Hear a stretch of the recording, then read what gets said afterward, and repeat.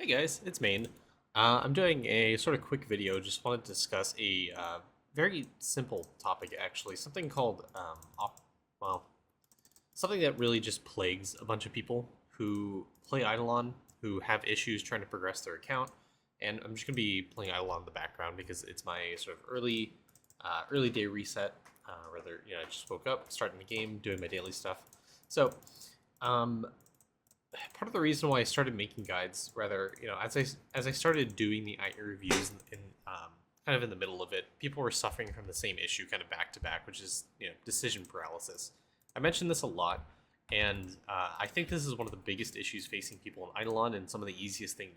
I say easiest thing to fix, but ooh shit, it's my first sorry charm. It's one of the things you really need to understand before you even try to progress in the game, because decision paralysis really does affect how you go about obviously making decisions, and it's one of the things. Once you overcome it, makes progressing in Eidolon, but not only Eidolon, every game, kind of go much easier.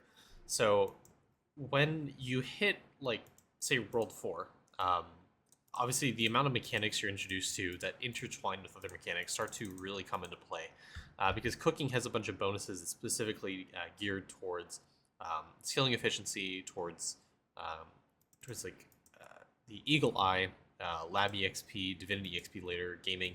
It's a very all around skill that provides a bunch of bonuses, and people tend to forget about it in favor of other things.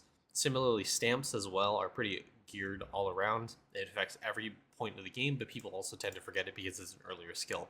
Alchemy as well also has some really big, powerful things. Everyone talks about it. It's so important, but yet people neglect it. Why is this? It's because when they push into the higher worlds, there's a lot to do up there. There's a lot to do in World 4, World 5, World 6. There's a lot of things that are impacting your game at higher rates than things like stamps, and talents. And, once you get into summoning, I mean, you care more about the summoning's 20 times damage bonus than you do about Stamps's 8 base strength, But the truth of the matter is you should focus on Stamps more so than some of the later skills in the world.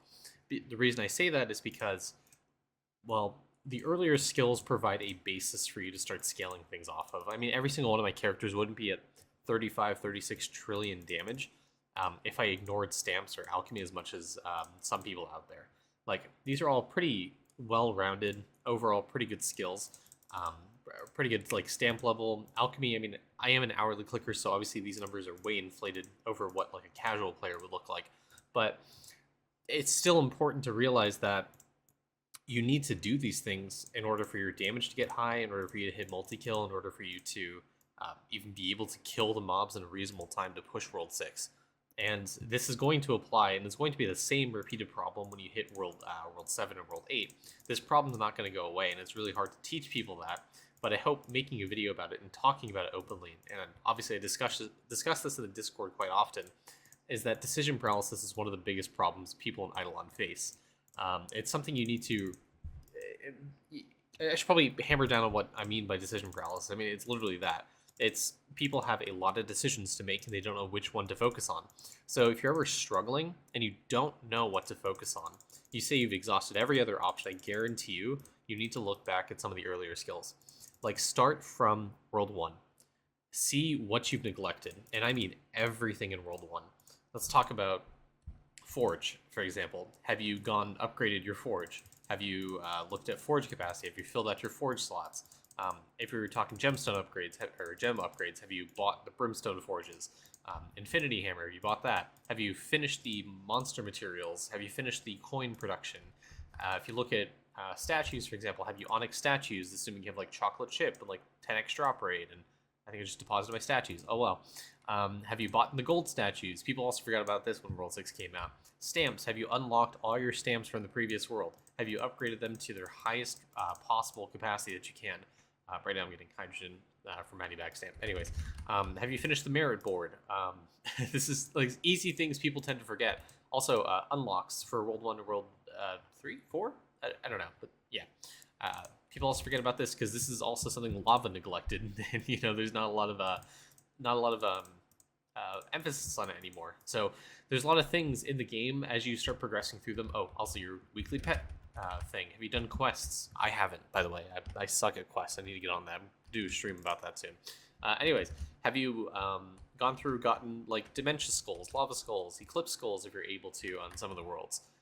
Going into World 2, have you unlocked obols, done post office? Have you completed like everything non-myriad crate? Have you, obviously I neglect post offices on my characters, but upgrade your myriad crate if you have leftover boxes. Have you done your weekly boss battle? Have you collected your arcade balls? Have you done alchemy? Have you, if you're at the point where you're adming things, have you gotten the most important things up to an addable level?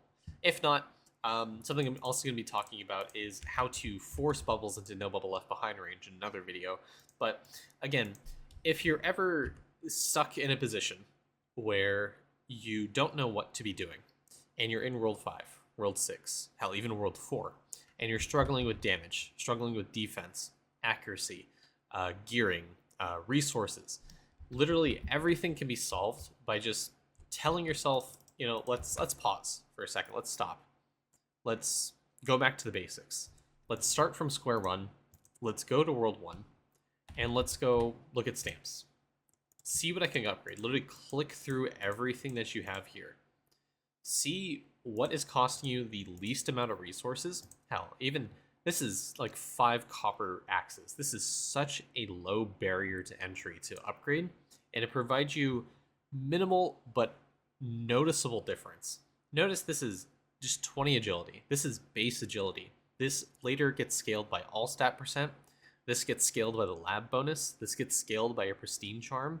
This 1 or 2 agility this actually gives you is going to scale to like 10 to 20 agility, which is not that significant, but your stats are how your damage starts scaling. So stamps provide what is seemingly a minimal bonus, but it's really, really significant. If you're struggling for accuracy in World 4, World 5, stamps are 100% something you should be focusing on. Skilling, like multi-tool stamp and ladle stamp are things I focus on a lot. They provide you a ton of efficiency. I mean, a lot for cooking specifically. I mentioned it kind of intertwines with every skill. Definitely something you want to do. But efficiency through these stamps are really easy ways to scale your scaling efficiency. If like excluding alchemy, stamps are great ways to do that to get higher prints. And as I mentioned, prints are kind of the king in everything endgame. Absolutely something you should be focusing on if you're not. Then once you like exhausted your options in World 1, like you truly run out of resources to upgrade stamps, go to World 2. Let's talk about alchemy. What are you currently working on? If you're in like World 4, have you upgraded or unlocked your bubbles through World 3? Have you gotten Call Me Ash? This, no matter if you've equipped it, gives you what +1 placeable traps, some talent points. Eventually you'll get into things like dollar vigility for getting extra cash. This is, I mean, people who are in World 4, cash starts to become a real big problem. So these bubbles are really great entry points for getting more money. Like this is really, really important. Have you unlocked these? Are you using your Bubo's bubble breakthrough talent to unlock new bubbles more efficiently? And then when you do that, go into World 3.